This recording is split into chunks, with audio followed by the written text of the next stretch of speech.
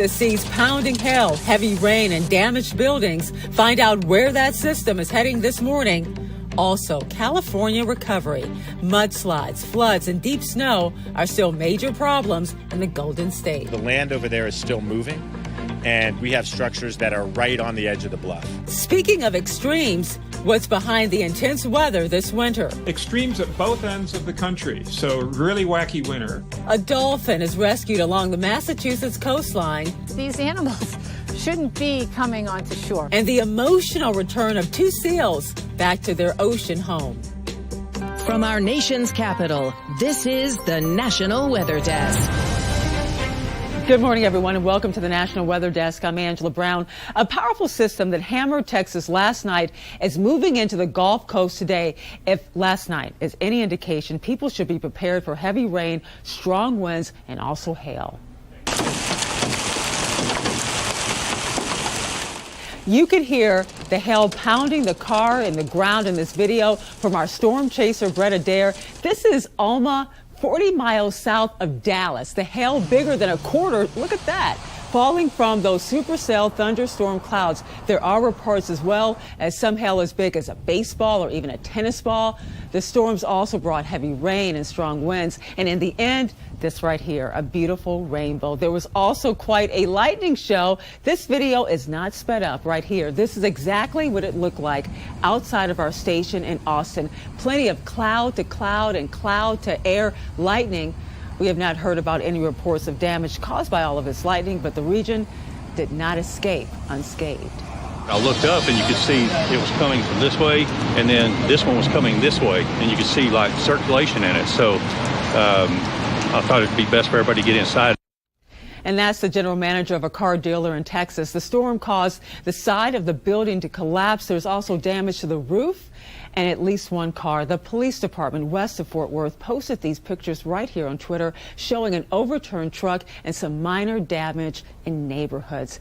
And now to California, where residents are returning home right here to begin what will be a long cleanup. This week, the region was pounded by heavy rain, snow, and also intense winds. Some houses are beyond repair or not safe for families to return. Here you can see homes and apartments that are being bulldozed because they may collapse due to all those landslides. The land over there is still moving, and we have structures that are right on the edge of the bluff, and they're tied into other structures which have failed. But there is some relief in sight. The Biden administration will send federal assistance to Orange County, California, where the landslides happened. And take a look at these lift towers at Skyline Bear Valley Ski Resort in California. Look at that. They are totally buried. This is about 40 feet of snow. The ski resort currently has about double its average snowfall. Officials at the resort say they are still digging out to get the lifts back online, but more snow could be possible next week. And the runoff from California's ongoing and devastating storms could trickle right down to your local grocery store. California leads the country in agricultural production, but many of the state's key growing areas are now flooded, meaning a delay in harvesting. Shelley Molashi takes a look. The recent back-to-back storms hitting California's critical agricultural regions may also impact the U.S. food supply. The pain is going to be prolonged for many weeks and months. This should have been the beginning of the harvest season. The relentless rain is flooding crops, evacuating farm worker communities, and delaying the harvest season. California is the golden state of food production. It produces the majority of some specialty crops, like certain fruits and vegetables in the country. In January's storm events, we had over 15,000 acres that were impacted by flooding and inundation, with over $330 million worth of farm losses. Ag officials in hard-hit Monterey County say it's unclear when planting schedules will resume, and all the flooded farms and delayed harvests could lead to higher costs for consumers nationwide. That's if supplies tighten and produce distributors turn to Mexico or other regions to make up for shortages and then pass on the added cost to consumers. Ag officials say it's too early to fully assess the damage, but are working to mitigate the long-term impact. There will be more crop losses as areas that have not experienced flooding now are now experiencing it for the first time. And NOAA's out with a spring drought outlook, and there's some very good news for California. The state's drought has been cut in half and even more relief is expected. The big areas of concern are through Oregon and Idaho, as well as Texas and neighboring states. As for the spring flood risk, NOAA says 44% of the nation is at risk for flooding this spring. Not surprisingly, most of California is at risk, but there is also concern across much of the eastern half of the U.S., especially the Mississippi River from Minneapolis to St. Louis. It's springtime for cadets at the Citadel. That's the military college in Charleston, South Carolina. Some cadets are spending their time along the Grand Strand. But as Amanda Kinzif shows us, it's not in the way you may think. It's not a typical spring break, but it's a beneficial one. Cadets from the Citadel will spend their week off doing volunteer work at the Waccamaw National Wildlife Refuge. They'll help preserve and conserve this beautiful landscape. I mean, these are some really pretty rivers, some amazing rivers, black water rivers, and it's just so cool to think about how they're made, all the wildlife on them. The Waccamaw National Wildlife Refuge was established in 1997 to protect this diverse habitat from migratory birds, fish, and other wildlife. The Wildlife Refuge provides recreational activities, including hunting, fishing, and wildlife observation. And for the cadets, it provides a setting for team-building activities and the opportunity to better the environment. Them donating their time to help us accomplish refuge habitat projects, community service projects, wood duck boxes, all kinds of good things. You know, everywhere else, usually cities or suburbs, you don't see much of this, so I'm really grateful to actually have the opportunity to actually kind of help preserve this. Just as our military protects our country, these military college cadets protect our natural habitats. From the Waccamaw National Wildlife Refuge, I'm Amanda Kinzif. And a rare and concerning scene in a Massachusetts town beach recently. A dolphin was struggling and stuck in shallow water. Temi-Tope Adalea has the story. Facebook video shows a woman helping a struggling dolphin last Friday at Mattapoisett Town Beach. Her social media post made local headlines. Well, I first learned about it from the newspaper the next day, and it was fascinating that the dolphin was rescued, but at the same time, it was very concerning because these animals shouldn't be coming onto shore. Acushnet resident Alyssa Roberge just happened to be in the area when she saw a small crowd of people. She approached and saw the struggling marine animal. One woman tried to rescue the animal but ended up with a bloody foot. A natural instinct jumped in. I just decided in my head that if I wasn't going to help, then this poor creature was going to probably die. So I jumped in the freezing cold water and I gently weaved the dolphin through the rocks. Despite her efforts, she didn't get the outcome she wanted. It unfortunately didn't make it. The strandings only happen when dolphins are sick or injured. So they'll come to the shallow water hoping to find some kind of sanctuary so they're not out in the open water where their predators would be found. While some applauded her efforts, others said it's usually best to leave the task to wildlife experts. I commend the person for doing what they thought was best at the time. Tuesday's nor'easter triggered a cool weather phenomenon on a New Hampshire lake. Thomas Prindle explains his own video. Yesterday's snow had so much water content, and the wind was so strong that it was basically nature's way of rolling snow. So you've got all these rolled balls on the lake, which is pretty cool.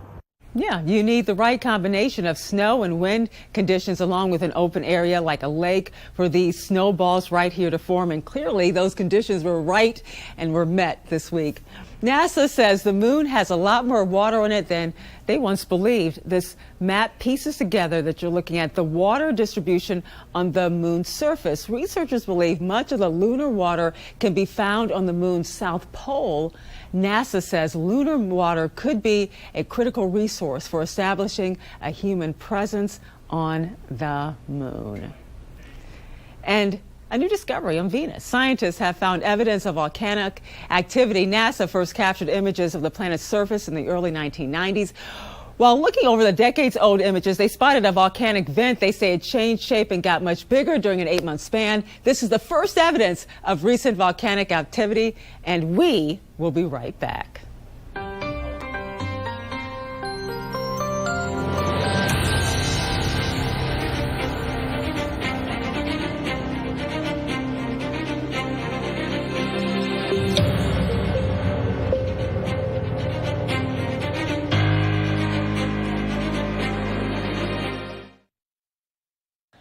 I'm meteorologist Charlie Lopresti with a look at the Northeast. We have a wide range in temperatures in the Northeast today. Check this out. 40s, 50s, and even near 60 is possible. And usually when you see a big range like that, there's usually some weather to talk about, and there certainly is today. There's a warm front trying to punch through. Notice a few rain showers, snow showers in northern parts of Maine. This cold front actually swings through during the overnight hours, and that's going to set us up for a nice-looking Saturday. It's not going to be quite as warm over southern zones, but most towns will be in the 40s. I'm meteorologist Jonathan Myers, and here's a look at the Mid-Atlantic region for St. Patrick's Day. It looks like green. Unfortunately, this isn't good green moving over the region. We're going to be seeing on and off at least light showers through the day, especially I think starting midday and heading into the afternoon. So keep in mind you may want to have some alternate indoor plans from time to time, and that's going to last into the evening as well. At least it's going to be mild, though. Lots of temperatures in the 60s to near 70. That's the scene here. I'm meteorologist Vetus Reed. Looking at a big shift in our temperatures. Warm temperatures are coming up out of the south. 80s from Tampa down to West Palm, Jacksonville. Even 70s stretching along the Carolina coastline down towards southern Georgia. But we have 50s back towards Tupelo and Nashville. There's going to be a sharp cold front pushing through as we go through the day on Friday for Atlanta. Some thunderstorms down through Birmingham and down to Biloxi, Mississippi. Looks like we'll see that push on through and then be along the I-95 corridor from Raleigh, stretching down towards Jacksonville Friday night.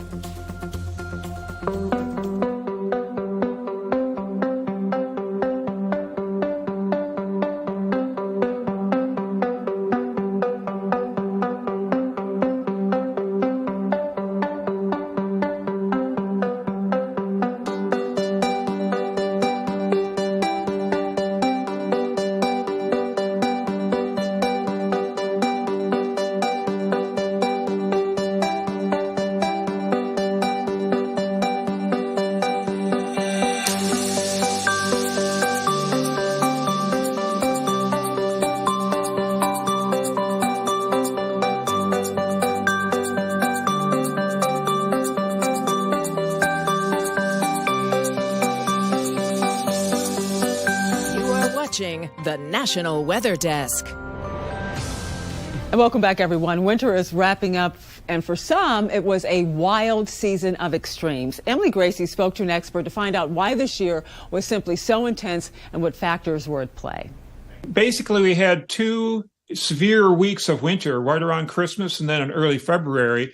And the rest of the time, winter didn't show up in the eastern part of the country, except well, the western part of the country saw the opposite extreme. I mean, California got hammered with storm after storm after storm. They're looking at record amounts of snowfall, heavy snow melt going on, flooding. So extremes at both ends of the country. So really wacky winter. All right, so let's talk about what's to blame for this, because we love to blame climate change, but there's a lot of different variables in place here, right? Yeah, I mean, the weather's extreme naturally, and some of the things that help make weather extreme are the El Nino La Nina pattern that is in the Pacific Ocean.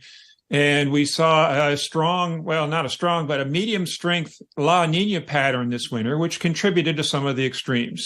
What about the rain in California? Because wouldn't La Nina kind of hamper that? Usually what happens when you do get a La Nina event is the southwestern U.S. sees lower amounts of precipitation than usual. That certainly didn't happen this year. They got clobbered. And we're kind of scratching our heads trying to figure out, why that happened. And we don't have a lot of good theories. It's going to take some, after the fact research, probably take years to figure out what really happened. All right. So what about the polar vortex? What role did that play this year? Yeah, the polar vortex did a split. And when that happens, we tend to get long-lasting periods of extreme weather. In particular, the Arctic air to our north can spill down southwards and cause, winter havoc. And we did see that happen this year. Turns out that March is going to be our most winter-like weather month of the whole winter, even though technically it's spring meteorologically.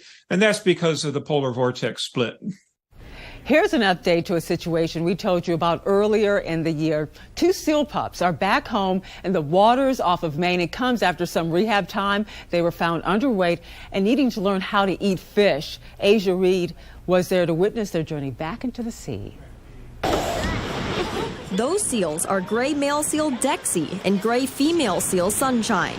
Both seals were rescued after they got stranded in Cape Elizabeth in January. Gracie was found wandering streets and Fort Williams Park. It was found in the middle of the road in a snowstorm by a plow truck driver. After requiring around-the-clock care, feeding, and treatments, both seals are now healthy and ready to go out to sea at Head Beach in Phippsburg. Slowly but surely, the seals peeked their heads out of their crates, hesitant to come out. Friends Aiden Carter and Ocean Baird watched the seals closely. It looked like they just didn't want to go into the ocean anymore. Gracie. Minutes later, Gracie mustered the courage and wobbled out of his crate, checking out the crowd.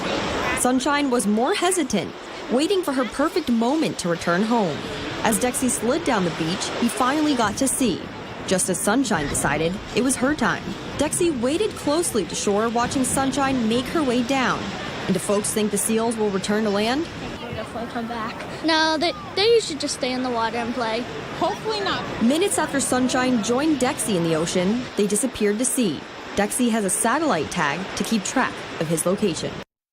Monday will officially be the start of the spring season for many of us. That means allergies. But when should you start taking allergy medication? And what are some signs to look for to know when your itchy eyes and sneezing may begin? Connor Ingalls is in Myrtle Beach, South Carolina with some answers.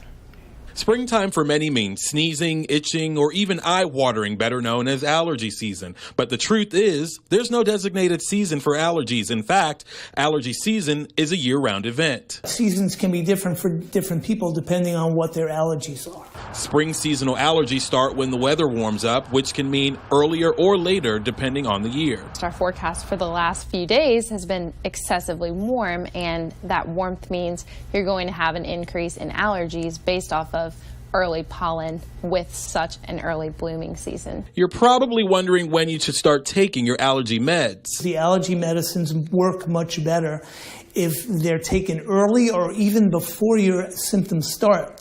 Once the symptoms start, it becomes much more difficult for the medicines to be effective. If the sprays and pills aren't your thing, some opt for an allergy shot. For certain individuals, they're very worthwhile, and they can be actually extremely effective. People can become desensitized, and their allergies may go completely away, leaving you without the need for daily medication. And as for that clunky yellow stuff we so often associate with spring allergies, the pine pollen actually serves as like a marker, because we know when the pine pollen's out, the other pollens are out as well. In California, a storm is brewing over the way officials fight fires. A new lawsuit aims to stop the Forest Services from using fire retardants on wildfires. Muna Sadiq is in Redding, California with the details. The lawsuit is trying to require the U.S. Forest Service to secure a permit before dropping fire retardant from airplanes. They allege since 2012, the Forest Service has dropped more than 700,000 gallons of fire retardant into water without a permit. It's something they say has resulted in direct harm to fish and aquatic habitat. The nonprofit behind the lawsuit also questions the necessity of fire retardant altogether, pointing to U.S. Department of Agriculture numbers that say fire retardant is used only on 5% of wildfires nationwide. If retardant was a success at Paradise, I'd hate to see failure. Fires are like hurricanes and tornadoes. We can't prevent them. The only thing we can do is engineer our homes and communities so that they aren't harmed. Meanwhile, local officials are pushing back against the suit. The town of Paradise, which was burned by the 2018 Camp Fire, along with Butte County, Plumas County, and the California Forestry Association, filed a motion to intervene. We lost our town to one of the biggest fires in California, and if they go to the extent of eliminating fire retardants from being dropped from planes, this fire would have spread even further. Well, you've heard it right here. The local meteorologists are the best way to get your weather forecast, but we know sometimes your phone is just right there. So if you use your phone to check the weather, what apps are best? Meteorologist Christina Ernie shares a list of her favorites. I'm a TV meteorologist, and these are the 3 apps I trust for getting my weather. Number 1, a real-time radar app like RadarScope. You can track storms as they're happening and as conditions move into and out of your area wherever you are. Number 2, the Windy app. Winds help tell where storms are located and what's moving into your area. So this app shows you weather patterns currently and out 2 days. It shows winds and areas of pressure. Number 3, your local meteorologist app. Compared to other generic apps that pump out forecasts made by robots, your local team updates temperatures, conditions, and more a few times a day. It's way more accurate and also easy to understand. And as we head to break, we take you to the skies over Utah.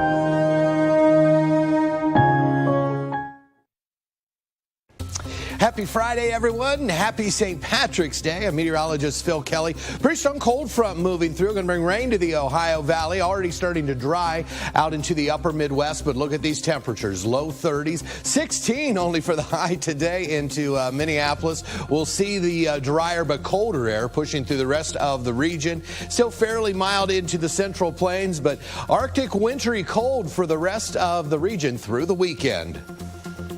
Good Friday morning and happy St. Patrick's Day. I'm meteorologist Joe DiCarlo. Look at our forecast across the region. We're still dealing with strong, possibly severe storms this morning from Corpus Christi to Houston to the New Orleans area along the strong cold front. This will push eastward over the next few hours. There is a chance of a few severe storms later on this afternoon around New Orleans. The rest of us are cooler and mostly cloudy with temperatures only in the 40s and 50s for your St. Patrick's Day during the afternoon. As we head into your Saturday, cold air, 30s and 40s for overnight lows.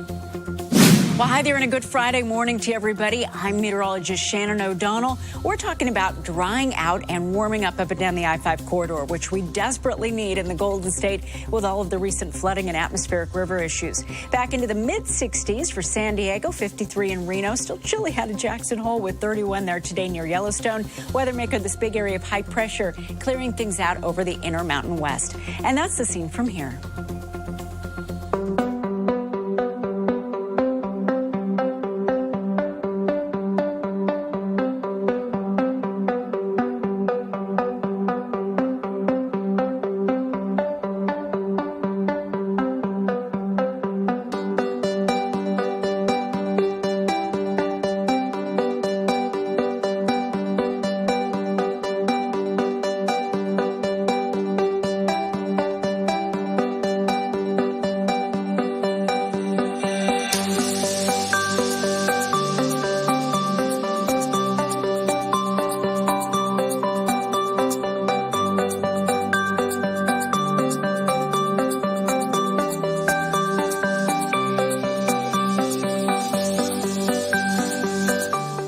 Weather Window, presented by the National Weather Desk. It looks like this house is on fire, but it's actually a controlled burn at a nearby nature preserve in Horry County, South Carolina. Some plants and animals need occasional fires to maintain environments conducive to their survival. Unlike wildfires, these burns are overseen, controlled, and contained by fire experts.